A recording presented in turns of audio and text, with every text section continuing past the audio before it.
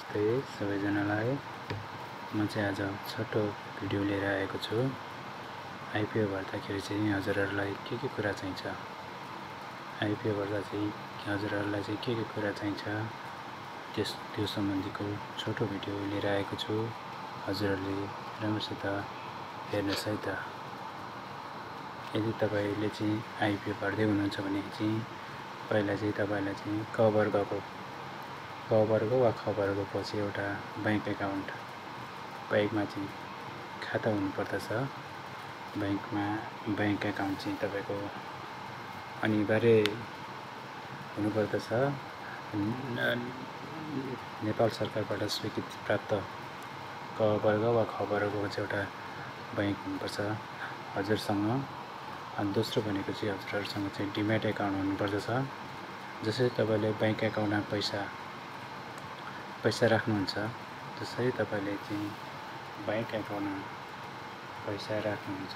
त्यसै गरी डिम्याट एकाउन्टमा चाहिँ तपाईको चाहिँ सेयर आएर बस्छ। तपाईले किनेको सेयर वा आइपिओ परेको सेयरहरू चाहिँ आएर चाहिँ डिम्याट एकाउन्टमा आएर बस्छ।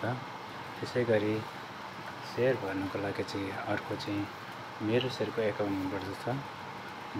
जुन मेरो सेयरको एकाउन्ट र डिम्याट एकाउन्ट चाहिँ तपाईले चाहिँ मेरो सेयरको एकाउन्ट र डिम्याट एकाउन्ट चाहिँ तपाईले जुन ब्याङ्कमा तपाईले खाता खोल्नु भएको छ त्यही ब्याङ्कबाट चाहिँ तपाईले लिन सक्नुहुनेछ। त्यसै गरी तपाईलाई चाहिँ बैंक एकाउन्ट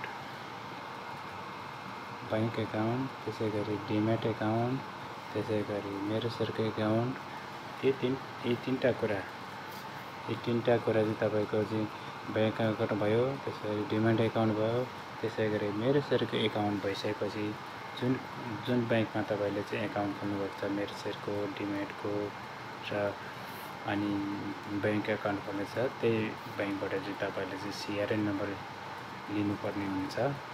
सिआरएन नम्बर लिएपछि तपाईले जब तपाईले बैंक आइपिओ एप्लाई गर्नुहुन्छ त्यो आइपिओ एप्लाई गर्दाखेरि चाहिँ तपाईलाई चाहिँ सिआरएन नम्बरको आवश्यक पर्छ।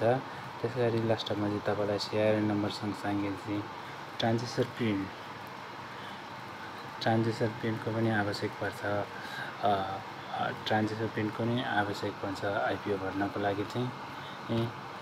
आइपिओ भर्नको लागि चाहिँ तपाईलाई एक नम्बरमा चाहिँ बैंक एकाउन्ट चाहियो, दोस्रोमा डिम्याट एकाउन्ट चाहियो, तेस्रो चाहिँ मेरो सेयर एकाउन्ट चाहियो, चौथोमा चाहिँ सिआरएन नम्बर चाहियो अनि पाँचौँमा चाहिँ यो ट्रान्जेक्सनल पिन चाहियो।